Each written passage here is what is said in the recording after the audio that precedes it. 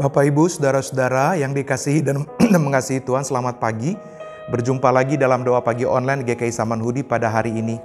Kita bersyukur bahwa Tuhan memelihara dan menjaga perjalanan hidup kita, sehingga pada pagi ini kita semua menyediakan diri untuk bersekutu secara virtual dalam layanan doa pagi online kita.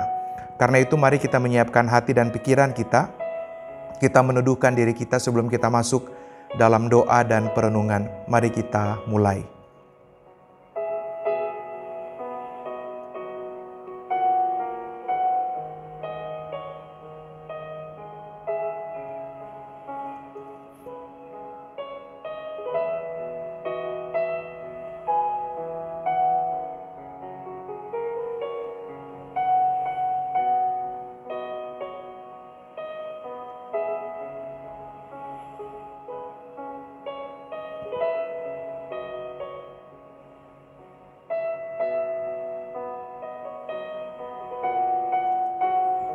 Kami bersyukur dan berterima kasih ya Tuhan, oleh karena kemurahan-Mu kami ada pada hari ini. Engkau telah mempercayakan kami hari yang baru untuk kami jalani, dan kami tahu bahwa kami tidak dapat menjalaninya sendiri tanpa Tuhan. Sebab itu kiranya Tuhan menolong kami dalam pelayanan atau di dalam perenungan firman yang akan kami terima pada pagi ini, supaya firman Tuhan terus menuntun jalan hidup kami ke arah Kristus, yang terus memampukan kami untuk mengenal apa yang Tuhan kehendaki dalam hidup dan berjuang untuk mewujud nyatakannya seturut kehendak-Mu. Kami serahkan seluruh proses kami dalam tangan pengasihan Tuhan, dan kiranya Tuhan menolong hamba-Mu yang memberitakan firman ini. Tuhan layakan dan kendalikan segala sesuatu yang ada padanya. Biarlah apa yang disampaikan boleh berkenan di hadapan Tuhan. Kami berdoa nyatakan permohonan kami dalam nama Yesus Kristus, Tuhan dan Juru Selamat kami yang hidup. Amin. Bapak, Ibu, dan saudara-saudara yang dikasihi dan mengasihi Tuhan, bacaan firman Tuhan bagi kita di pagi hari ini diambil dari kitab dari Mazmur pasal 70. Mazmur pasal yang ke-70. Kita akan baca ayat 1 sampai ayat yang ke-6. Kita baca Mazmur pasal 70 ayat 1 sampai ayat yang ke-6. Untuk pemimpin biduan dari Daud pada waktu mempersembahkan korban peringatan. Ya Allah, bersegeralah melepaskan aku, menolong aku ya Tuhan, biarlah mendapat malu dan tersipu-sipu mereka yang ingin mencabut nyawaku. Biarlah mundur dan kena noda mereka yang mengingini kecelakaanku.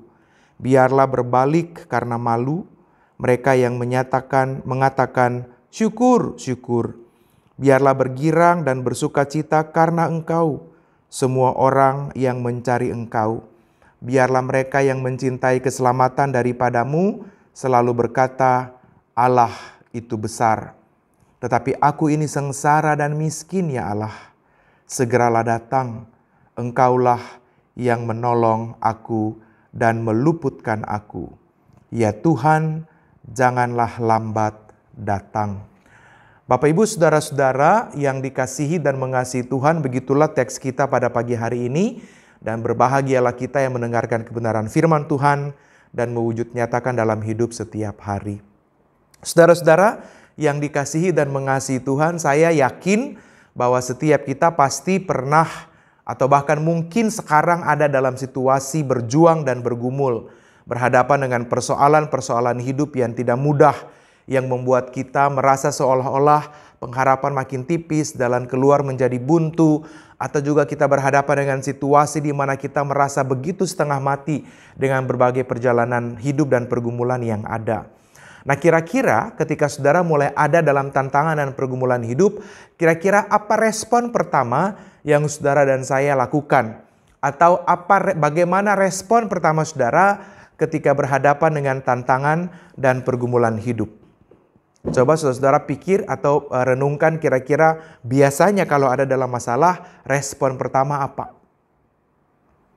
Apakah saudara mulai ada pada pengalaman yang berasa ribet ya dengan pergumulan, atau saudara ketakutan, penuh dengan kekhawatiran, atau mungkin begitu saudara ada masalah langsung sibuk mencari menelepon, menghubungi orang-orang yang saudara pikir dapat menolong atau membantu saudara-saudara untuk keluar dari persoalan tadi. Nah, Bapak Ibu dan saudara-saudara, ada cerita tentang lebah. Jadi konon katanya lebah itu kalau dia masuk ke dalam gelas, maka lebah itu dia pasti mati. Ya, mengapa? Karena ketika dia masuk ke dalam gelas, dia akan terus berjalan mencari jalan keluar, pintu keluar atau celah untuk keluar di sepanjang dinding dalam gelas. Jadi dia akan terus berputar mengepakkan sayapnya, dia akan terus mencari cara untuk bisa keluar, mencari celah untuk keluar. Dan akhirnya lebah kelelahan dan dia akan mati.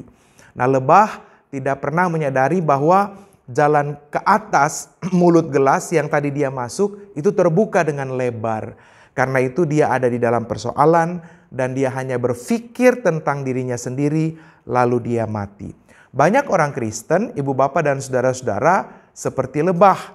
Makanya kita mengatakan orang Kristen lebah yang kalau kena masalah, kena persoalan akan berjuang dengan dirinya sendiri dan merasa bahwa dirinya adalah jalan keluar, mampu untuk menangani persoalan. Dan karena itu dia berkutat dengan masalahnya, berkutat cari jalan keluar. Ya, setiap kali mulai bangun sampai pergi tidur, seluruh sudut pandangnya dipenuhi dengan persoalan atau dengan pergumulan yang sementara digeluti. Kita kadangkala malah lupa bahwa jalan ke atas, bypass ke arah Kristus terbuka lebar. Yang dibutuhkan dari kita adalah datang kepada Kristus dan memohon pertolongannya. Mazmur pasal 70 yang kita baca pada hari ini menggambarkan bahwa Daud ada pada persoalan hidup. Tidak dijelaskan apa tepatnya, tapi kata-kata yang diungkapkan dalam Mazmur pasal 70 membuat kita memahami bahwa Daud sedang ada pada persoalan, pada pergumulan yang begitu membebani. Dia ada pada sebuah himpitan pergumulan yang membuat dia begitu ada dalam ketakutan yang luar biasa dan butuh untuk segera ditolong. Karena itu ayat 2 misalnya, bersegeralah melepaskan aku. Ayat yang terakhir, ya Tuhan janganlah lambat datang. Menunjukkan bahwa dia betul-betul ada dalam kemendesakan untuk ditolong oleh Tuhan. Menunjukkan bahwa dia betul-betul butuh untuk ditolong oleh Tuhan.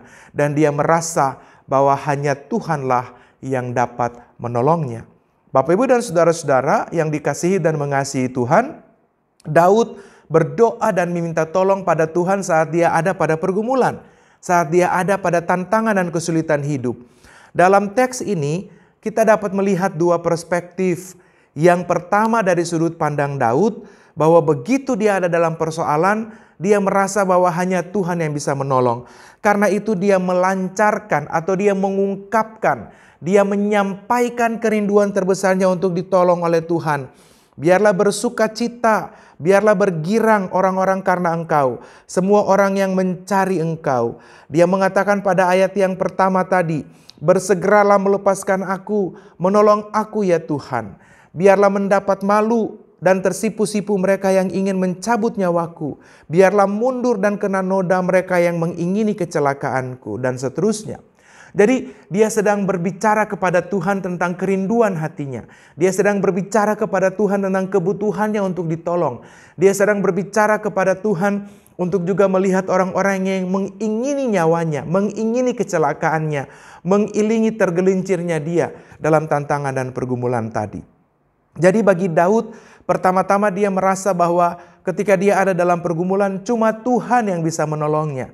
Ketika dia ada dalam tantangan dan ia betul-betul terhimpit dengan persoalan-persoalan hidupnya, bagi Daud, Tuhanlah yang sanggup melepaskannya. Tuhanlah yang sanggup menolongnya. Karena itu dia berteriak minta tolong pertama-tama kepada Allah. Apakah Daud tidak punya teman dan sahabat? Apakah Daud tidak punya orang yang dalam sudut pandang Daud bisa menolongnya? Pasti dia punya.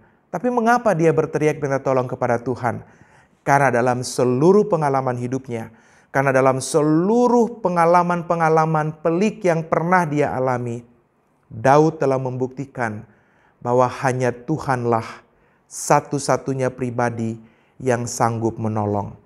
Artinya, dia datang dan taruh pengharapannya di dalam Tuhan, dia taruh kerinduannya untuk Tuhan menolong, nanti Tuhan mau pakai siapapun itu urusan lain. Tapi Daud tahu persis, pemazmur mengerti jelas bahwa dalam situasi pergumulan hidup, datang kepada Tuhan pada kali pertama, begitu kita bergumul dan berjuang, adalah keputusan yang tepat. Bagaimana Tuhan menolong, siapa yang akan Tuhan pakai untuk menolong kita, itu urusan lain.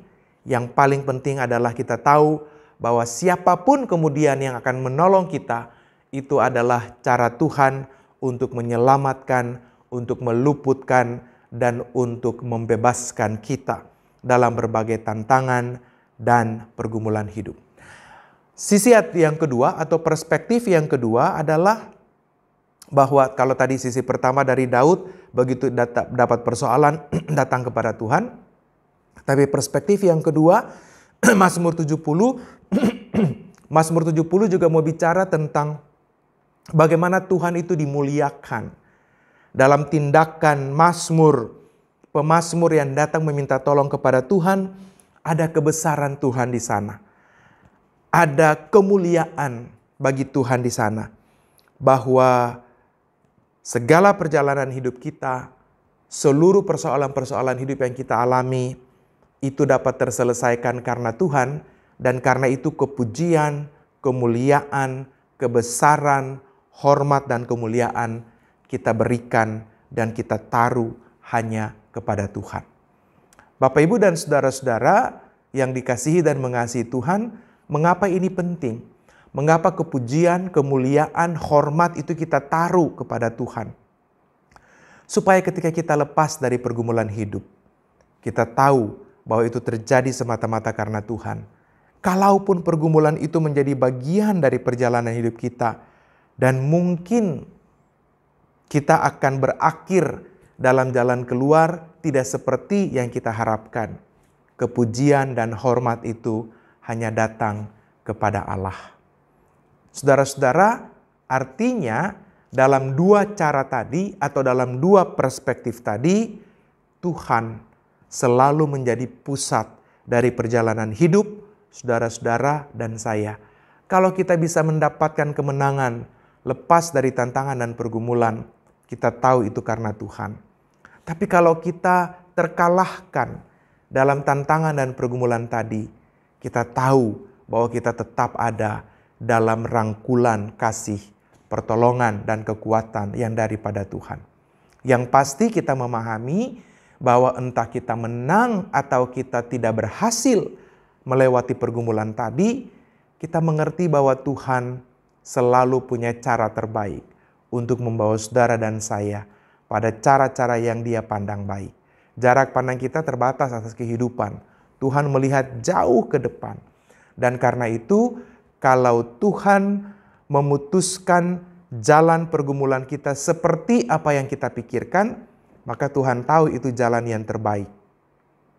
Tapi kalau kemudian Tuhan membelokkan cara pergumulan kita, jalan pergumulan kita, dan Dia memutar-mutar kita ke tempat yang lain, maka itu berarti Tuhan punya rencana yang lebih baik dari apa yang kita pikirkan. Mungkin orang bisa berpikir kita gagal dalam pergumulan itu. Mungkin orang berpikir atau bahkan kita sendiri berpikir bahwa kita habis dengan pergumulan tadi. Tapi dalam perspektif iman, karena kita berfokus kepada Tuhan dalam pergumulan-pergumulan tadi, kita menyadari bahwa Tuhan sedang membawa kita, memberikan pembelajaran bagi kita untuk menempatkan kita pada sisi yang lain dari pergumulan tadi, dan terus membuat kita bertumbuh ke arah Dia. Supaya pada akhirnya, lewat pergumulan tadi, saudara dan saya belajar bagaimana tetap setia, beriman, dan berpusat hanya kepada Tuhan. Bapak, Ibu, saudara-saudara yang dikasihi dan mengasihi Tuhan, mungkin saat ini saudara dan saya ada pada titik pergumulan seperti pemazmur. Mungkin kita sedang merasa terhimpit karena relasi yang kita jalani yang tidak bagus. Mungkin kita sedang ada dalam kekhawatiran karena persoalan-persoalan hidup yang betul-betul menghimpit dan menghujam kita dengan begitu luar biasa. Mungkin saat ini saudara ada pada titik-titik ujung waktu, batasan-batasan waktu di tengah-tengah pergumulan. Dan kiranya firman Tuhan pada pagi hari ini meneguhkan kita. Mari kita datang pada Tuhan, berserah sepenuhnya. Bukan menyerah, tapi berserah di dalam tangan Tuhan. Kita mengatakan bahwa Tuhan, saya telah melakukan banyak hal dan tampaknya saya lelah dengan pergumulan-pergumulan tadi. Dan sekarang saya mau terus berjuang, tetapi dalam perjuangan ini saya mau berserah hanya kepada Tuhan. Maka di dalam keberserahan kepada Tuhan itu, saudara dan saya akan melihat bagaimana Tuhan memproses semua hal yang telah kita kerjakan. Kita memproses banyak tantangan dan pergumulan, sehingga dalam waktu dan pertolongan Tuhan, segala usaha-usaha yang telah kita lakukan pada waktu-waktu kemarin, Tuhan akan pakai itu semua sebagai sarana pemulihan bagi saudara dan saya dalam apa yang Dia pandang baik bagi saudara-saudara dan saya. Jadi firman Tuhan pada pagi hari ini mau terus mengingatkan kita, jadikan Tuhan sebagai fokus, pusat, dasar dari hidup yang kita bangun, dari setiap pergumulan-pergumulan yang kita hadapi, supaya dalam tantangan dan pergumulan sebesar apapun, saudara dan saya tidak pernah kehilangan Tuhan, tidak pernah kehilangan fokus kita pada Tuhan. Fokus dan arah yang tertuju pada Tuhan akan terus menjamin bahwa saudara dan saya akan baik-baik saja di tengah-tengah pergumulan tadi. Kiranya Tuhan menolong dan Tuhan memberkati kita untuk tetap melangkah bersama Tuhan dalam tantangan dan pergumulan hidup yang kita jalani. Kiranya Tuhan menolong dan Tuhan memberkati kita. Saudara-saudara kasih yang dikasihi Tuhan, mari kita meneduhkan hati dan pikiran kita, lalu kita datang di dalam doa. Mari kita berdoa.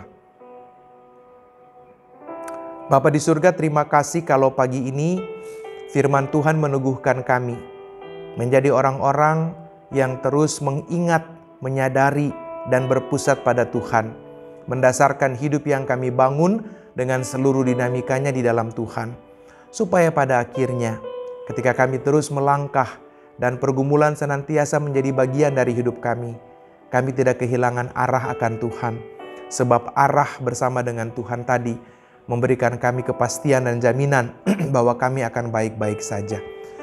Kiranya kami semua yang sedang berjuang dan bergumul, mungkin dalam sakit, mungkin dalam proses pemulihan, pengobatan, bergumul dalam berbagai relasi, bergumul dalam persoalan-persoalan hidup yang berat, kami terus diingatkan bahwa kami masih punya Tuhan yang tidak akan meninggalkan kami dalam keadaan apapun, yang senantiasa setia berjalan bersama-sama dengan kami, dan itu menjadi cukup bagi kami bahwa kami ada bersama-sama dengan Tuhan. Karena itu kiranya Tuhan meneguhkan dan Tuhan memampukan setiap kami, supaya jalan pergumulan yang masih terus kami tempuh, kami jalani dengan tenang, dengan hati yang teguh, bersama-sama dengan Tuhan. Kami berdoa, Tuhan topang setiap umat yang sedang terus melangkah dalam tantangan dan pergumulan hidup. Mereka yang mungkin hampir putus asa dengan berbagai tantangan dan pergumulan. Kiranya kehadiran Tuhan yang mereka alami senantiasa meneguhkan. Kami serahkan kehidupan dunia yang penuh dengan peperangan, kehilangan damai, ambisi untuk memenangkan banyak hal. Kiranya Tuhan memberkati dan Tuhan menopang mereka yang sedang berjuang dalam krisis karena peperangan di mana-mana tempat, antara Ukraina dan Rusia, antara Israel dan Palestina. Kami berdoa menyerahkan mereka yang sedang susah, semua pihak yang sedang bergumul dalam kesusahan dampak peperangan. Biarlah damai dan cinta-Mu hadir dalam banyak cara. Kami mendoakan mereka semua. Kami juga berdoa menyerahkan kami yang mungkin ada pada peperangan-peperangan dalam relasi. Kami yang sedang bergumul dan susah karena tantangan dan pergumulan-pergumulan hidup. Tuhan kiranya meneguhkan kami juga untuk terus melangkah dalam keteguhan iman bersama-sama dengan Engkau. Kami berdoa kiranya Tuhan juga memberkati kami akan beraktivitas pada hari ini, dan biarlah firman Tuhan terus meneguhkan kami untuk melangkah bersama-sama dengan Tuhan.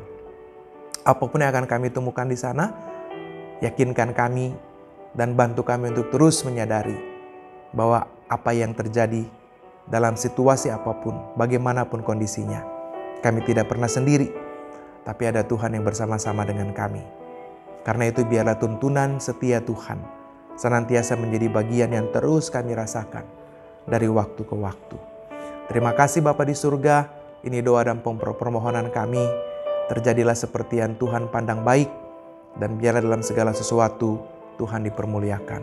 Kami bawa doa dan pengharapan iman kami hanya di dalam nama Tuhan Yesus Kristus, Juru Selamat kami yang hidup, dan biarlah kasih karunia dan damai sejahtera dalam iman dari Allah Bapa dalam Kristus dalam tuntunan Roh Kudus menyertai, memberkati, meneguhkan kami semua, supaya kami boleh terus melangkah, melampaui pergumulan-pergumulan yang ada bersama-sama dengan Tuhan yang tidak pernah meninggalkan kami dalam keadaan apapun.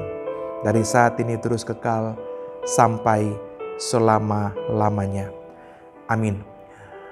Saudara-saudara yang dikasihi Tuhan, selamat beraktivitas, selamat terus melangkah dalam iman dan kepastian akan Tuhan. Kiranya keteguhan yang daripada Tuhan dan kehadiran Tuhan boleh terus kita rasakan, supaya kita tetap yakin dan teguh dalam mengarahkan langkah perjalanan hidup kita bersama-sama dengan Tuhan. Tuhan menolong dan Tuhan memberkati kita.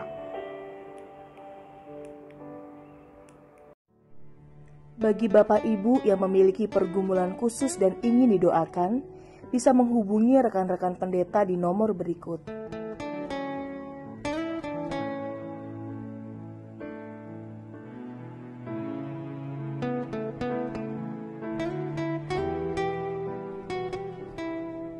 Tuhan Yesus memberkati.